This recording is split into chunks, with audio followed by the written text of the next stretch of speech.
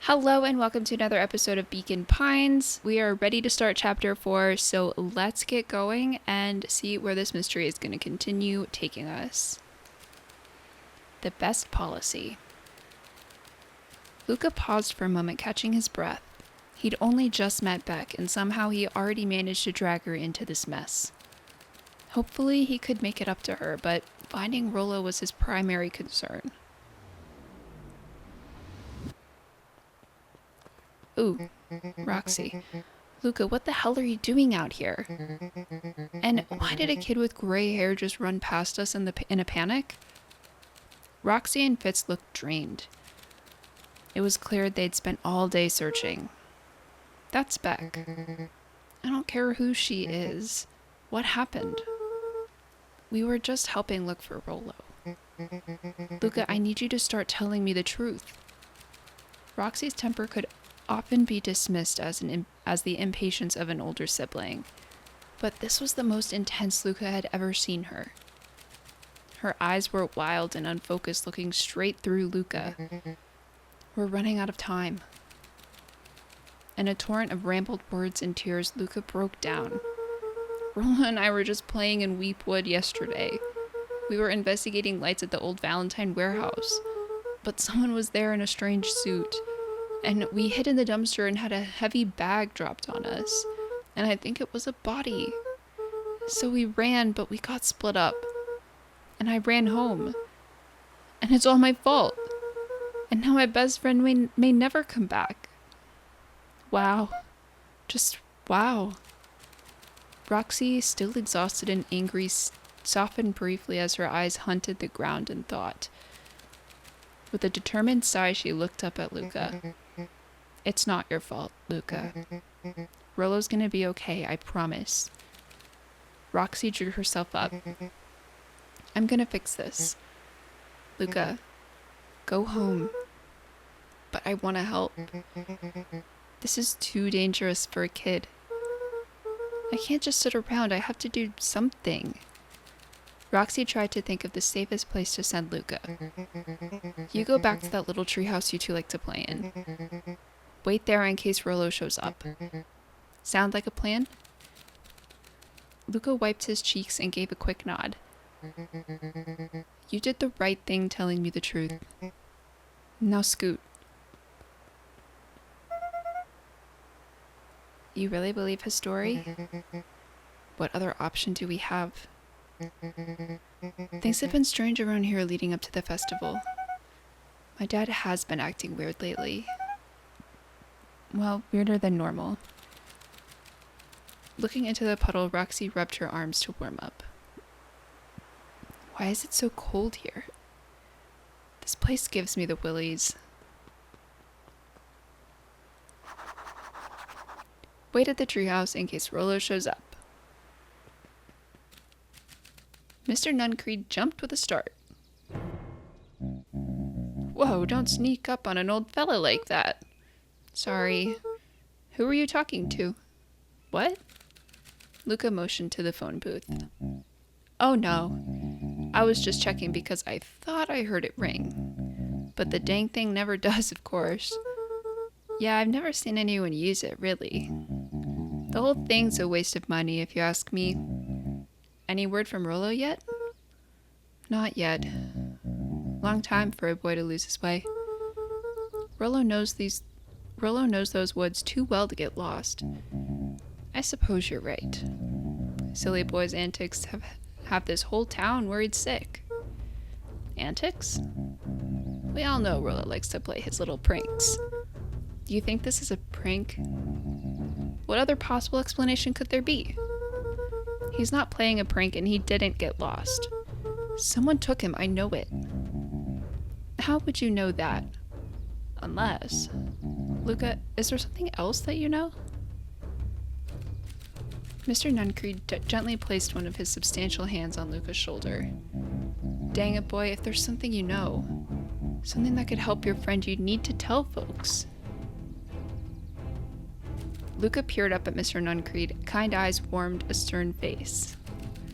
There was a deeper emotion hiding beneath it all.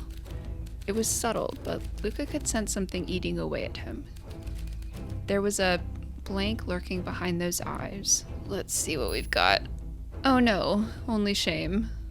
Okay, there was a shame lurking behind those eyes. A deep sadness. If Mr. Nuncreed was that worried about Rollo, maybe he could help.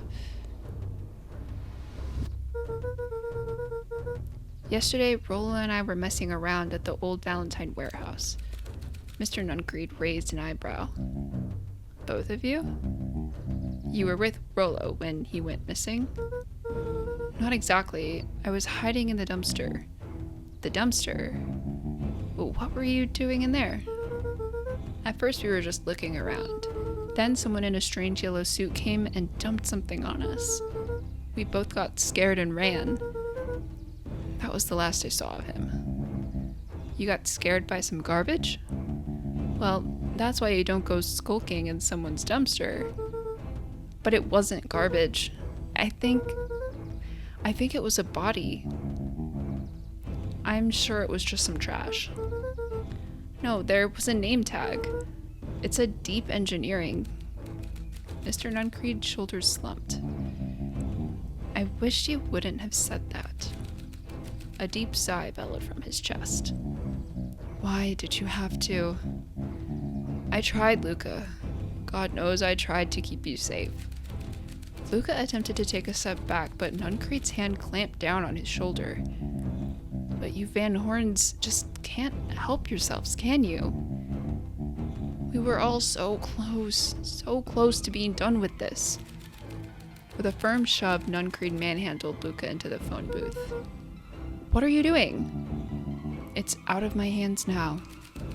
The door latched shut with a mechanical hiss. Shit.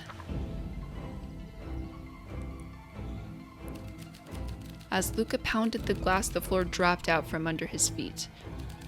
The inside of the phone booth was now a loose capsule plummeting at gravity's whim. Luca winced and pressed his hands to the walls. As he braced for impact, the capsule hurried to a surprising, smooth stop. He felt a cold rush of air and opened his eyes with hesitance. Two large figures in hazmat suits occluded his view. Luca heard the deep, resigned voice of Mr. Nuncreed over an intercom. He knows too much. The end. No! Wait, no. This isn't the end. I know there is still much more.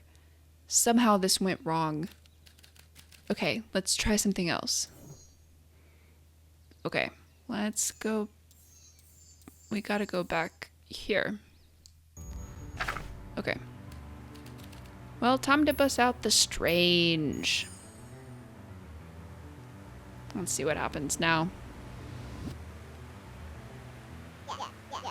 Alright, Luca, looks like you need a little mud bath. What's wrong with you, new kid? We're about to pound your friend.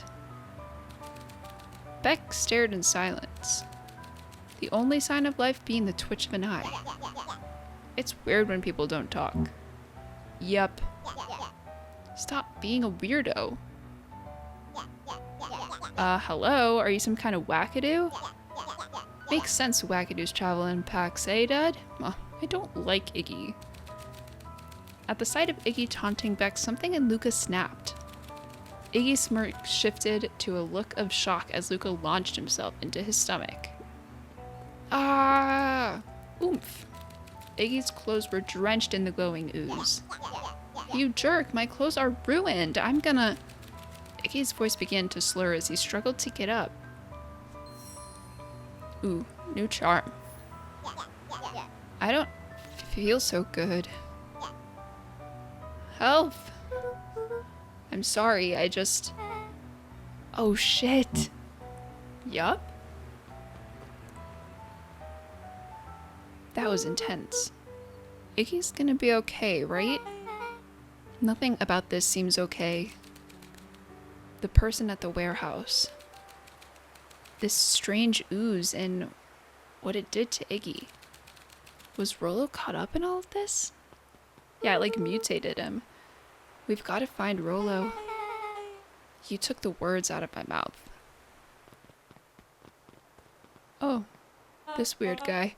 Whoa there, little buddies. You startled me. What in the dickens are you up to in this part of town? We were just helping look for Rollo. Oh, you haven't heard the good news? Rollo showed up safe and sound a bit ago. Really? So, where was he?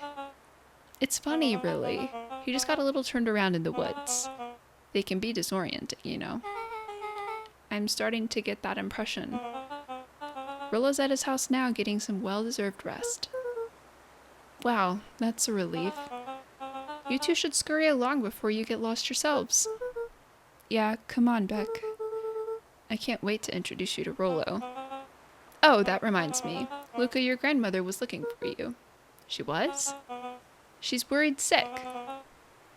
You should march straight home. I guess. Beck, your folks might be getting worried too. I'll walk you home. I need to talk with Nellie about work anyway. Beck glanced toward Luca. I guess all's well that ends well. I'll introduce you to Rollo tomorrow. Sure. Glad he's okay.